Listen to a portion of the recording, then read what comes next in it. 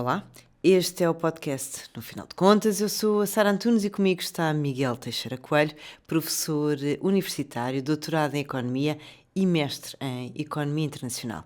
Miguel Teixeira Coelho é um especialista em Segurança Social, tendo já publicado livros sobre esta temática, e este é, precisamente, o tema desta conversa.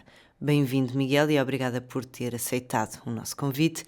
Eu começo por lhe perguntar se o nosso sistema de segurança social é sustentável. Bem, muito obrigado pelo convite.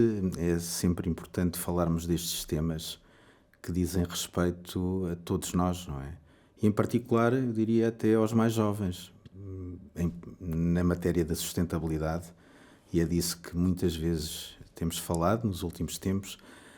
Eu diria que o sistema, que é um sistema de repartição puro, isto é, as contribuições que em cada momento o sistema recebe servem para pagar aos pensionistas que estão a receber a pensão de reforma, não é um sistema sustentável a médio e longo prazo. Mas isso não sou eu só que digo. Se olharmos para o relatório anexo ao Orçamento de Estado, que é publicado todos os anos, esse relatório dá-nos uma ideia muito clara sobre essa insustentabilidade. Mas é uma insustentabilidade financeira na medida em que, no horizonte de 30 anos, as receitas do sistema são insuficientes para pagar àqueles que vão receber pensão, mas depois há aqui também um problema adicional em cima disso, é que as pensões que as futuras gerações vão receber são uma parte muito inferior daquilo que é o último salário. Ao contrário daquilo que aconteceu no passado, em que tínhamos taxas de substituição na ordem dos 90%, estima-se que daqui a 30, 40 anos a pensão represente cerca de 40% do último salário. Portanto, já vamos aprofundar mais estas lebres que levantou. Esta questão da sustentabilidade, para quem nos está a ver e a ouvir, na prática, a Segurança Social não terá dinheiro para fazer face às despesas que tem, a lá longo, não é? Daqui a... Vamos lá, é preciso compreender também um bocadinho a arquitetura do sistema. O sistema divide-se fundamentalmente em duas grandes componentes, depois há uma terceira componente que nós designamos de sistema complementar, mas do ponto de vista público há aquilo que designamos como sistema de proteção social e de cidadania, que corresponde àquela componente do sistema que é alimentada pelo Orçamento de Estado, isto é, pelos impostos de todos nós, e que serve para responder às necessidades daqueles que não contribuíram ou que têm uma situação de pobreza muito extrema. Por outro lado, temos o sistema previdencial, e esse sim é um sistema que é alimentado pelas contribuições. O que é que se observa e o que é que se observou ao longo dos anos? Sempre que as contribuições e cotizações não foram suficientes, o Orçamento de Estado acudiu a este sistema. E, portanto, na prática, podemos até dizer que haverá sempre dinheiro, desde que os impostos dos portugueses consigam pagar essa despesa. Quando falamos em sustentabilidade, falamos na medida em que as receitas próprias do sistema, isto é, cotizações e contribuições, não serão suficientes para pagar aquilo que é a despesa do sistema previdencial, que não é só pensões, é também subsídio de desemprego, é aquilo que nós designamos de subsídio de parentalidade, estamos a falar de pensões de sobrevivência, pensões de velhice. Há aqui um conjunto de prestações que estão associadas a este sistema e que têm a ver fundamentalmente com as pessoas que trabalham, não é? Sim, ou que contribuíram no âmbito do trabalho. Uma das questões que lhe ia fazer mais à frente era precisamente essa, que é, muitas das pessoas não têm... Normalmente falamos da sustentabilidade da Segurança Social e pensamos apenas em reformas e apoios para a velhice. Mas a Segurança Social, o seu papel é muito maior do que isso, não é? E tem esses apoios sociais todos. Portanto, quando falamos de não haver dinheiro, não estamos a falar apenas nas reformas, estamos a falar também e muito nos apoios sociais que a Segurança Social dá em alturas-chave. Eu diria que naquilo que é apoios sociais de natureza mais solidária e com objetivos de reduzir o nível de pobreza, é o orçamento de Estado que alimenta esse lado. Naquilo que tem a ver com substituição de rendimentos, quer durante o período de trabalho, quer durante a velhice, para aqueles que contribuem para o sistema ou que contribuíram para o sistema, estamos a falar do subsídio de desemprego, por exemplo, do subsídio de parentalidade, daquilo que é depois as pensões de velhice e as pensões de sobrevivência, o subsídio por morte, enfim. Mas esta esfera que se diz que é insustentável é aquela que tem a ver com as pessoas que contribuíram ou que estão a contribuir para o sistema ao nível daquilo que é a contribuição do trabalho. Sim, até é preciso também as pessoas terem uma noção de que eu hoje estou a trabalhar e estou a descontar, mas eu não estou a guardar dinheiro para a minha reforma. Não, na realidade eu estou a formar perante o Estado, não é, um direito que supostamente corresponderá no fim a uma prestação social, nomeadamente as prestações por velhice. Mas nada me garante que daqui a 30 anos as condições de atribuição não sejam muito diferentes das que são agora. Aliás, já aconteceu no passado, houve alterações que vieram reduzir os benefícios a atribuir, nomeadamente, aos pensionistas. Portanto, nós não temos um sistema que é aquilo que se chama um sistema fundiado e de capitalização. Não, o nosso dinheiro não vai para uma conta e não é nosso. Não, nós entregamos o dinheiro ao Estado, ele com esse dinheiro paga as prestações sociais que tem que pagar em cada momento, no âmbito do sistema previdencial, e estamos a formar um conjunto de direitos. Agora, há aqui, obviamente, um problema, é que os direitos que estão a ser formados agora não podem ser de tal ordem que sobrecarreguem excessivamente as gerações futuras, tal como as prestações que estamos a pagar agora, não é? Devem estar ligadas ao esforço contributivo que foi feito no passado. E isso não acontece. Ou seja, o sistema, em rigor, e eu tenho pena de dizer isso, mas é verdade, é muito generoso face às contribuições que realizamos. Mas isso é relativamente insustentável a longo prazo. O sistema como está montado é utópico, por assim dizer, ou há forma de o tornar sustentável? Ele, na realidade, nasceu numa época em que a pirâmide etária era aquela pirâmide etária bonitinha que nós gostaríamos de ter. Nós hoje temos uma pirâmide invertida e, portanto, se há 50 anos o número de trabalhadores por beneficiário era, se calhar, de 4 para 1 ou 5 para 1, hoje em dia temos uma relação quase de 1 para 1. Pelo menos um trabalhador e meio por cada contribuinte, e nós precisamos de pelo menos... Por cada reformado. Peço desculpa, por cada reformado, e nós precisamos, na realidade, de pelo menos 3 trabalhadores por cada beneficiário em termos de pensões de reforma. E portanto, isso não é? Como é que nós ultrapassamos isto? Bem, obviamente com produtividade e com aumento de salários, porque a base do sistema é a massa salarial. Precisamos, obviamente, também de mais gente. E nesse contexto nós temos tido um contributo significativo por parte dos imigrantes. Eu estimo que entre a receita e despesa nos últimos 10 anos nós teremos tido um saldo positivo na ordem dos 7 bilhões de euros. O que é significativo, representa cerca de, diria, 25% do orçamento anual da Segurança Social. Portanto, no espaço de 10 anos, eles contribuíram em 25% com o orçamento da Segurança Social para um ano, portanto, que é significativo. Obviamente que isto vai trazer mais responsabilidades também no futuro. Eu diria que este sistema só será sustentável na medida em que se compreender também que é preciso um pilar individual naquilo que é a preocupação para a reforma. Ou seja, nós vamos provavelmente ter que reduzir benefícios do lado mantendo o atual sistema como está, temos que reduzir benefícios do lado das prestações e, portanto, as pessoas vão ter uma reforma que representa cada vez menos do seu último salário. E como é que se compõe este sistema? Através da poupança privada.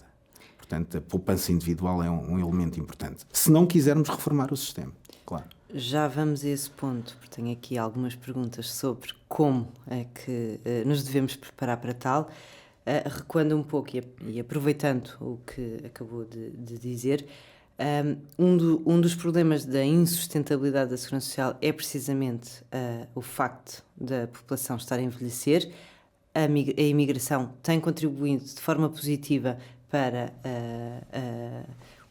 um menor desequilíbrio, por assim dizer, mas não é suficiente, não é? Era preciso haver um boom quase e para ter efeitos daqui a uns anos, porque só os trabalhadores é que conseguem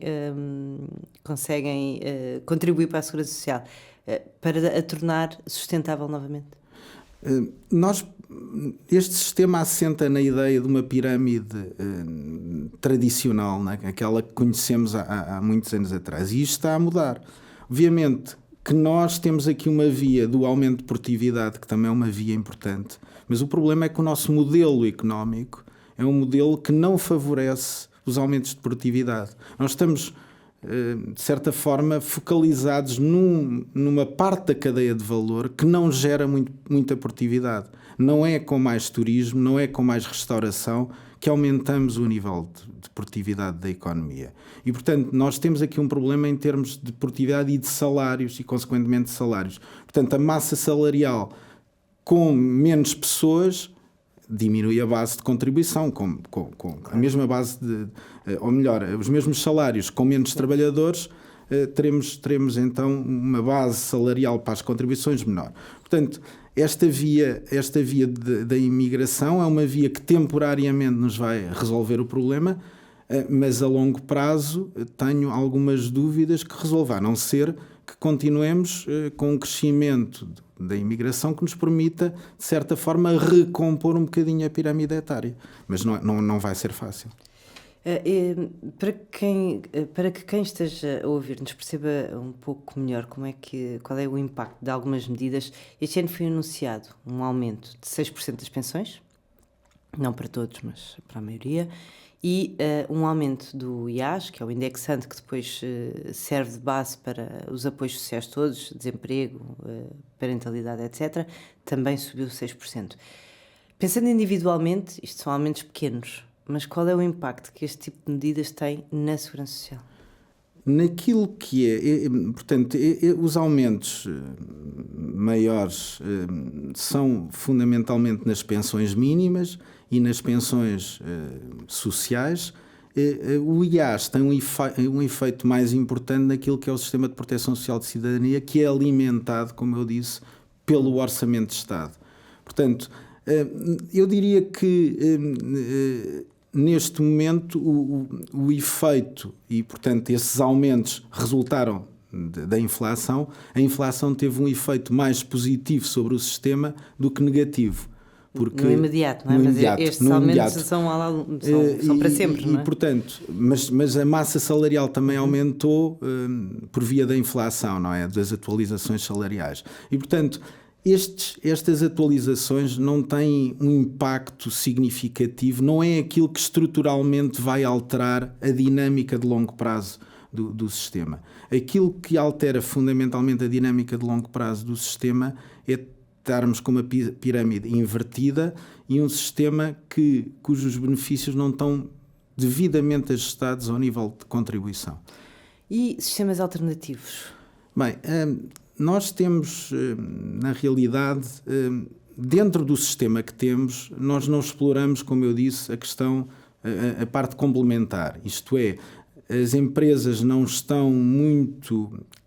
têm muitos incentivos para criar planos de pensões para os seus trabalhadores, em regime complementar, com contribuições dos trabalhadores e da empresa. Por outro lado, a título individual, as pessoas também não têm um incentivo muito grande para aplicar o seu dinheiro, por exemplo, em planos de poupança-reforma. E, portanto, dentro deste sistema, eu diria que o incentivo àquilo que é o pilar complementar individual e voluntário era uma peça muito importante. Por outro lado, nós temos outros exemplos que são mais transparentes e que têm, na minha opinião, resultado melhor do ponto de vista daquilo que é sustentabilidade. É o caso do modelo sueco. E o modelo sueco que foi implementado nos anos... Eles tiveram um enorme problema, exatamente, tem resultado de problemas com a pirâmide etária e, portanto, resolveram fazer uma reforma que basicamente assenta na criação daquilo a que nós designamos um modelo de capitalização nocional.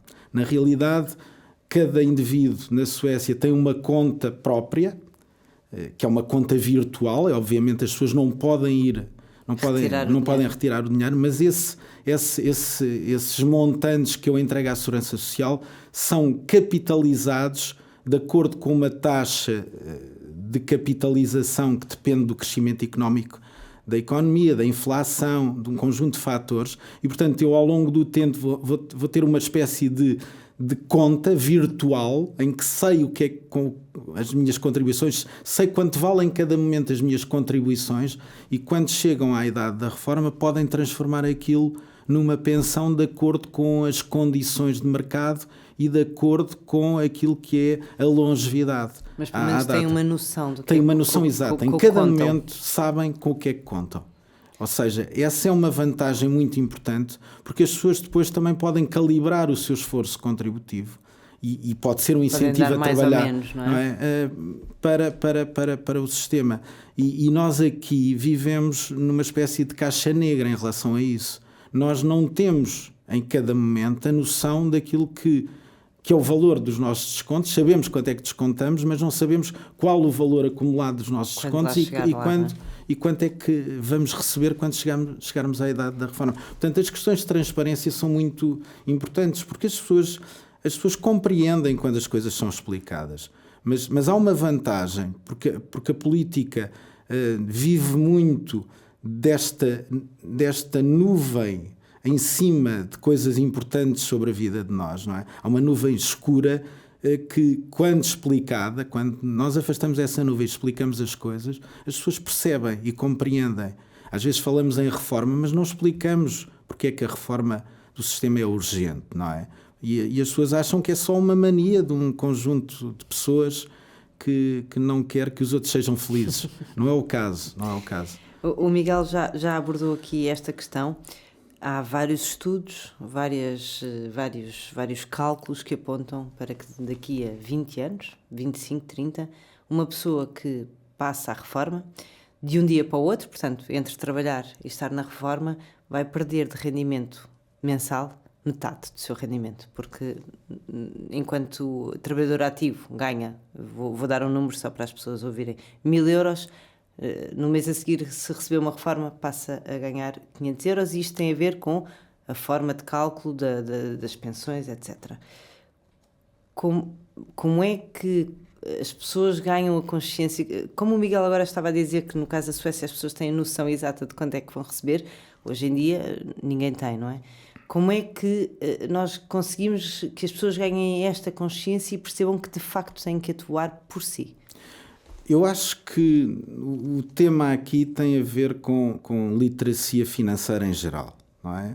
Se nós, desde muito cedo, explicarmos alguns conceitos financeiros às pessoas, elas vão começando a dominar os assuntos e conseguem compreender determinados fenómenos mais complexos e explicações mais complexas a partir de uma certa idade.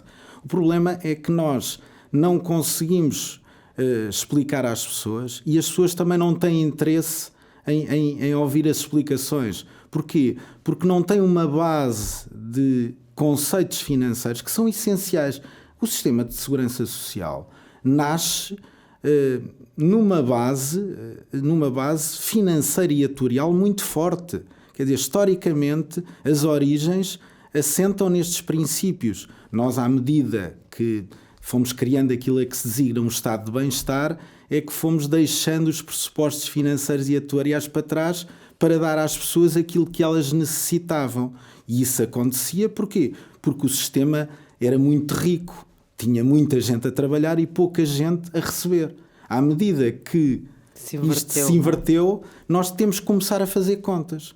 E, portanto, essa explicação, por um lado, há um dever do Estado e dos políticos e dos agentes públicos no sentido de explicar devidamente às pessoas como é que o sistema funciona, e, por outro lado, também temos que ajudar as pessoas a aderirem a esta conversa, entre aspas, dando-lhes instrumentos financeiros básicos para elas começarem a perceber isso.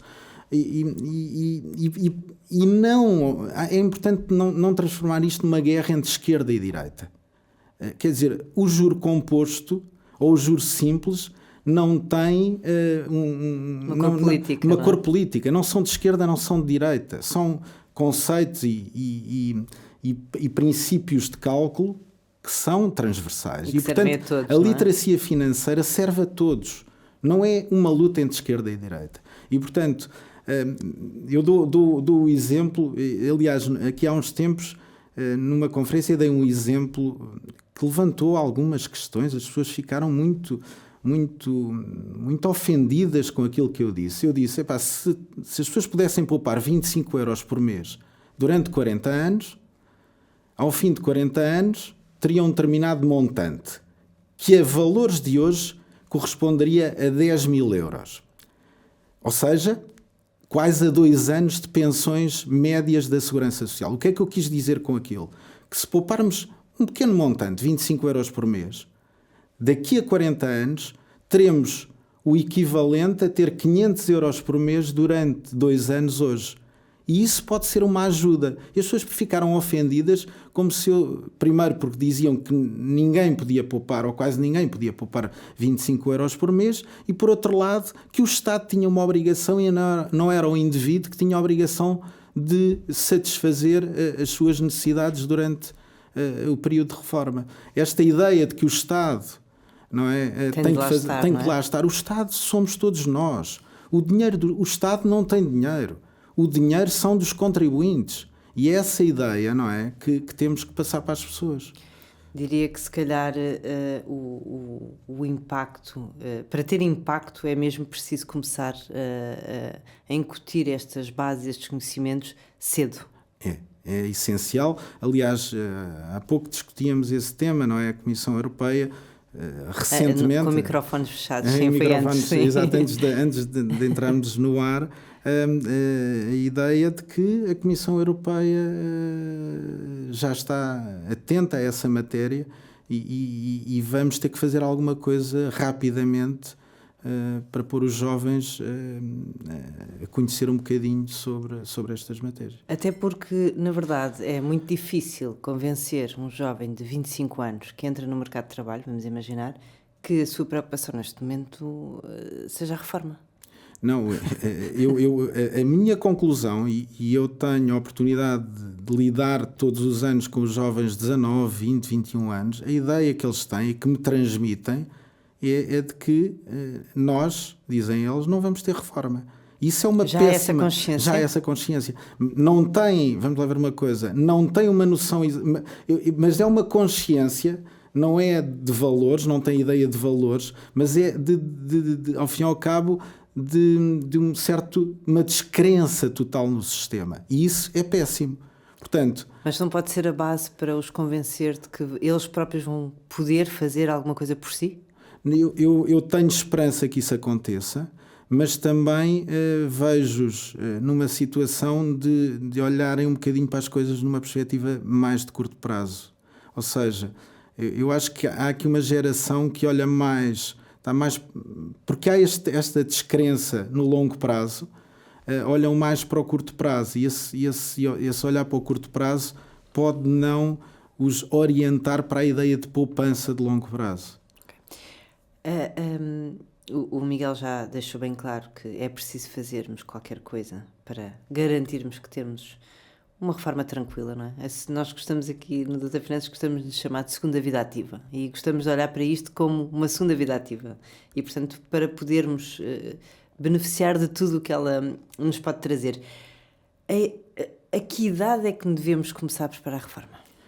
Bem, a rigor, eu diria que quando entramos no mercado de trabalho, enfim, eu acho que é o momento para começar a pensar na reforma nessa perspectiva, ou melhor, naquilo que será a segunda vida ativa, numa perspectiva individual. E há soluções, desde soluções no âmbito mutualista, a soluções no âmbito daquilo que são fundos de pensões e planos de poupança-reforma, até em fundos de investimento. Há um conjunto de instrumentos de natureza financeira que são muito, os fundos de investimento imobiliário, no longo prazo também têm muito interesse. Portanto, há um conjunto de instrumentos que estão à disposição de forma muito simples da generalidade das pessoas. Portanto, essa ideia de constituir uma poupança a longo prazo é uma ideia que pode surgir a partir do primeiro momento em que entram no mercado de trabalho. E devem ter essa cultura, mesmo que seja pouco. E como eu disse, 25 euros talvez não seja muito. Especialmente se o hábito foi criado logo desde exatamente, cedo, não é? porque esses hábitos de poupança também começam, eu quando digo a partir do momento em que trabalho, numa perspectiva mais ativa. Esses hábitos devem ser criados desde muito cedo. Eu diria desde do primeiro ciclo, que esses hábitos de alguma poupança têm que ser criados. Aí não é na perspectiva da segunda vida ou da segunda vida ativa, se calhar é pensar no resto, não é? Comprar casa, exatamente, comprar um carro, ou uma coisa muito férias. simples, que é ir de férias quando chegarem aos 18 anos, não é? Sim. Portanto, esta ideia, tem que haver um motivo. Eu acho que é importante para a poupança, não é? É importante ter aquela ideia do motivo, porque é que eu estou a poupar, não é? E também perceber que há incertezas na vida, fundamentalmente a partir da idade em que começamos a trabalhar e estamos mais autónomos, que há acontecimentos imprevisíveis e que, se tivermos ali uma pequena poupança, nos ajudam a ultrapassar essas situações de crise de uma forma mais tranquila. E suave. E para conseguir fazer todos um plano de poupança, eles não são todos iguais, não é? Portanto, é preciso as pessoas perceberem que têm muita variedade de soluções e que devem olhar para uma coisa bastante importante, que é o seu perfil de investidor. Exato. Não é? Eu diria, há aqui duas... Primeiro, a questão da idade é muito importante, não é? Porque, primeiro, a ideia de diversificação. Esse é o aspecto mais importante. E depois, a questão da idade. Obviamente, quando temos 20 anos, nós podemos ter um portfólio de investimentos mais orientado, por exemplo, ao mercado acionista, com um bocadinho mais de risco e uma componente de menor risco que será menor na carteira. E à medida que vamos envelhecendo, vamos poder alterar esse perfil de risco, ao fim e ao cabo, essa alocação de carteira, orientando mais a nossa carteira para ativos com rendimento mais seguro e menos para aqueles ativos com rendimento incerto. Portanto, ao longo do nosso ciclo de vida, vamos podendo ajustar também essa nossa carteira em função desta ideia que é quando é que vamos precisar do dinheiro, não é? Portanto, a minha recomendação é de que com 20, 25 anos possam ter uma carteira mais agressiva, com algumas... Podem correr um bocadinho mais de risco. Atenção, eu sou um bocadinho cético relativamente às criptomoedas e a instrumentos assim um bocadinho mais exóticos. É preciso ter algum cuidado com isso, mas também não é impensável que numa determinada carteira não se tenha 3, 4 ou 5% num ativo mais exótico, mas sempre com a perspectiva de que podemos perder tudo nesse ativo mais exótico. Havendo essa consciência de que é possível, quando é possível ganhar bastante, também é possível perder Exatamente. tudo. A coisa compõe-se. Miguel, estamos mesmo a acabar e, portanto, vou-lhe apenas colocar uma última pergunta. No final de contas, é preciso consciencializar as pessoas de que a Segurança Social estará cá, mas talvez não na totalidade para a sua vida, e que devem mesmo começar ontem a tratar da sua reforma. Completamente de acordo. Ou seja, a ideia de que o Estado vai assegurar a nossa tranquilidade na reforma não existe, deixou de existir há uns anos. A segunda componente é que se o Estado não faz por nós, alguém tem que fazer. E esse alguém somos nós. E, portanto, parte de nós essa decisão de termos ou não uma vida mais tranquila. E isso começa hoje, não começa amanhã. Obrigada, Miguel, por ter aceitado o nosso convite. Este foi, no final de contas, com Miguel Teixeira Coelho, especialista em segurança social, que nos deixou aqui alguns alertas e dicas para prepararmos o nosso futuro. Quanto a nós, continua a acompanhar-nos em doutorfinanças.pt e nas habituais redes sociais.